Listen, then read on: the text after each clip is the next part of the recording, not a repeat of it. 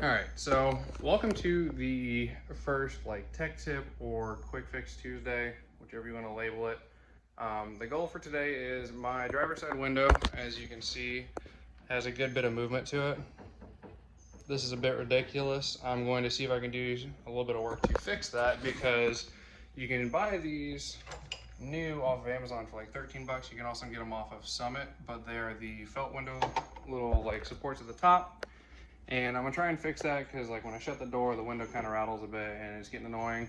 I'm also gonna go through and try and fix this issue. I'm gonna replace these. I've got some darker ones because these ones are gross, they're broken, they don't hold right. And then I have a new window motor switch to put in and then kind of get this all buttoned together.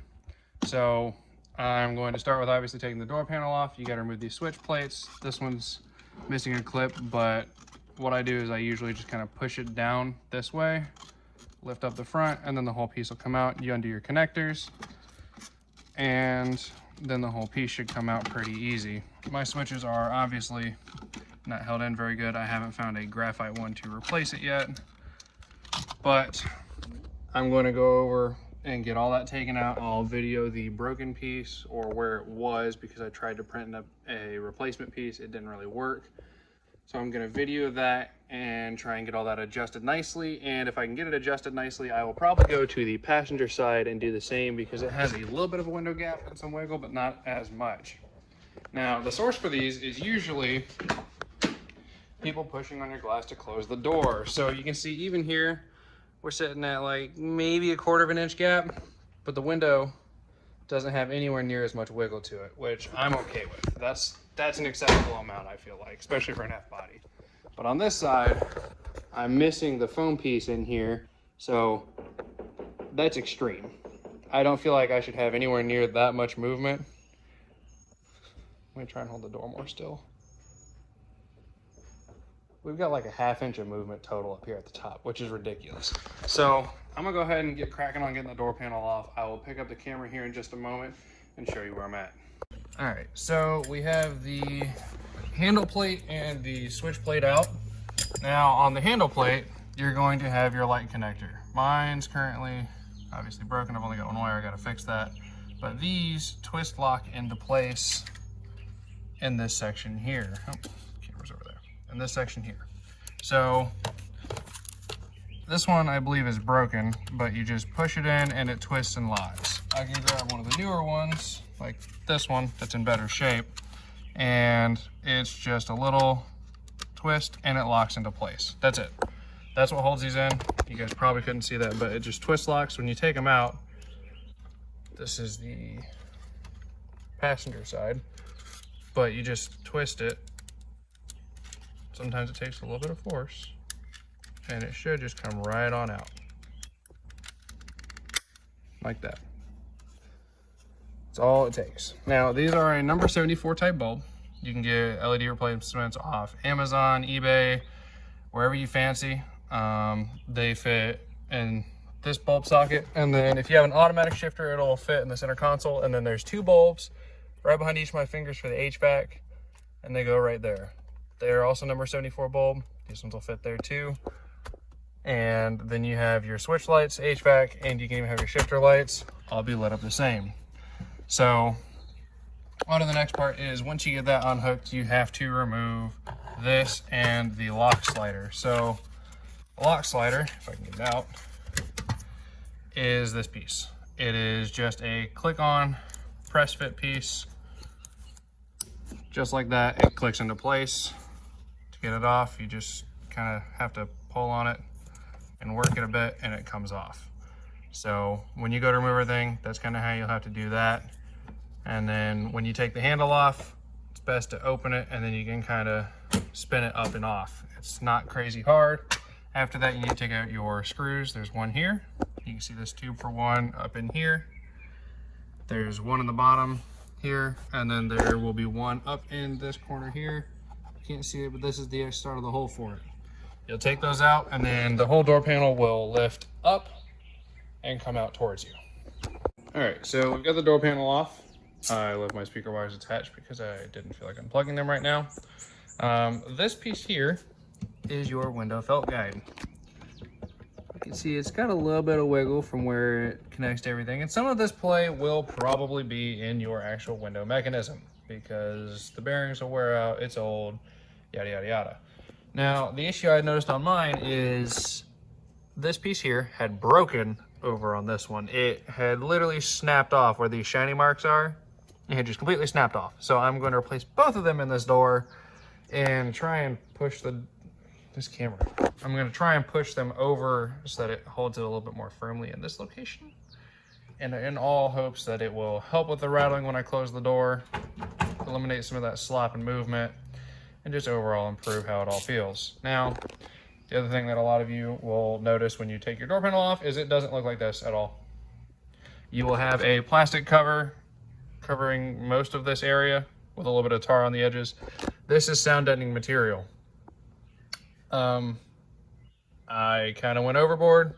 I did the outside of the door, which you can see in there, coated in it, and then I also did the inner door skin. Yes, this adds weight, but at the end of the day, I think I added like 2 pounds total, maybe 3. It's not a ton. Yes, it's more on already heavy doors, but it's not as bad as it could be overall. The other thing that you can kind of check when you're in here is you can take a look at your door hinge here and see if you have the standard fiberglass crack like I do. That, I don't know where you can see it, that's not supposed to be like that. I'm going to work on a way to try and support those from the back of the door to help fix it, because that contributes to door sag and eating door hinges like that one is. I have a replacement, but I need to try and make this part here before I go through and swap it out, because I want to see if it'll help eliminate that issue without having to replace the entire door. Because if it does, I can put it to market and get it out there for some of you guys. But what you're going to do is you're going to grab your favorite 10mm socket. Make sure you keep a close eye on it. You don't want it disappearing. And you'll just spin these out and put your replacements on. Now, it's always a good idea to take any new parts you have, mine are here in the seat, and kind of line them up, eyeball them, make sure they look at least mostly the same. It's got that same opening for the little stop piece here. And the foam on these feels a lot better than the old stuff for sure. So I'm going to swap both of these. I'll start with the back one, and then we'll get onto the front one. I'll come back with an update on how it wiggles. All right, so this is the old piece. I'm going to imagine the audio has changed a bit. I don't have a good way to try and video this, but this is the old one, this is the new one.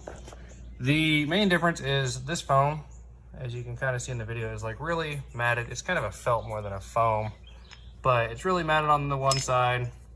And like I said prior, is mine had broke in this area here on both sides. So this piece was literally just sitting down in the bottom of the door.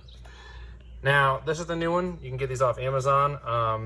I don't remember the part number. I'll put it on screen, and then I will link the Amazon link in the description and the Summit link as well, so you guys can get a hold of these. They are $13-ish each, which, yeah, it's 13 bucks. But considering I've just got the back one in, and that's all the window movement I got, are you kidding me? Like, yeah, that's kind of bad, but the door is also moving a good bit. When you look at the glass down there at the bottom, right in here, that's like nothing. I can live with that all day long. So I'm gonna get the second one in, get it pushed over. When I installed this, I grabbed like this and kind of pushed on the bracket in to try and get it held snug. And then I also had my arm up on the top of the window up here to help push it over and just try and keep it over against everything to install this piece. One thing that you'll notice if you're having issues with these, I don't think I can get an angle, but you'll get like just some light scratches. You'll get some scuffs from the old foam kind of along here, especially if you got window tint. And like this window I had redone, but I had like gouges in my window tint where it was just peeling it off on the corner that was broken in there. So if you're having issues with that, I would replace these. It's not hard. I've been out here for maybe 30 minutes total, playing on my phone, goofing off, just kind of taking my time working on the car. I had the door panel off. I'm also videoing. Videoing adds a lot of time to projects like this. So quick fix, and it's worth doing. So the hardest part of this whole install is probably going to be getting your door panel on, because you got a lot going on. There's a lip up here at the top that has to sit over. You got clips all along. Goodness, I'm really bad at this. I'll get better one day. You got this whole top piece where the weather stripping is kind of clips over. And then you have clips all along the door panel and even up over here. And especially if you're on an aftermarket speaker, they have a bit of a bigger lip. So my main issue whenever I install my door panel back on is like, I'll get this clip in, I'll have it seated across the top and all of these clips in, but it will not be over the speaker. So I'll have a gap down here at the bottom that I can fit my finger in. So what I have to do is before I clip the door panel on at the top or on the side over here, I have to kind of hold it off a little bit and then wiggle it so that it seats all the way over the speaker, scoot it forward, and then work on getting the clips in. There's a lot of them. They are just a clip like this. They come straight off the back and then down and hook onto the door. There's holes in the inside. And if you pull it straight, you'll break them. If you lift it straight up and then kind of tilt it out, rock this part towards your face first, it'll come out a lot easier. Makes your life much simpler. You don't have as much to worry about. And then you can get the door panel on and off easier. I haven't screwed the door panel down or anything, but look at how much better that gap is around the window. That's so much better. And when you wiggle it, it's got like a 1/4 inch of movement with the same amount of effort. It used to just flop all around. So that is a huge improvement. Cost me like 25 bucks, which sure it's 25 bucks, but you don't have to worry about your window rattling as much. And I'm hoping that it will kind of help a little bit with the leaks here because it's not going to have as much play where the window can move around. It can jump on the edge of the seal or anything. It's going to be where it belongs, period. The other thing we'll cover real quick is T-tops. Everybody says T-tops leak. You can do some work to make sure they don't leak. Still getting better at this camera thing. But this here is part of your T-top seal, front and back. Now, you can see here, there's a little bit of a gap, which isn't great. But the problem is that these, when you install your T-tops, will get pinched up like that, and they'll be rolled. That's not gonna let you seal and keep water out. So you're gonna push in on this and just kind of make sure you lip all of this out all the way around so that when it gets pinched, it can seal better. Happens on the front, happens on the back, happens on the sides. Constant issue that these won't be out like this. They'll be kind of rolled in like that. That's not gonna seal against water. Push it in, let those pop out. Do an inspection on them anytime you take your T-tops in and out. Make sure they're good.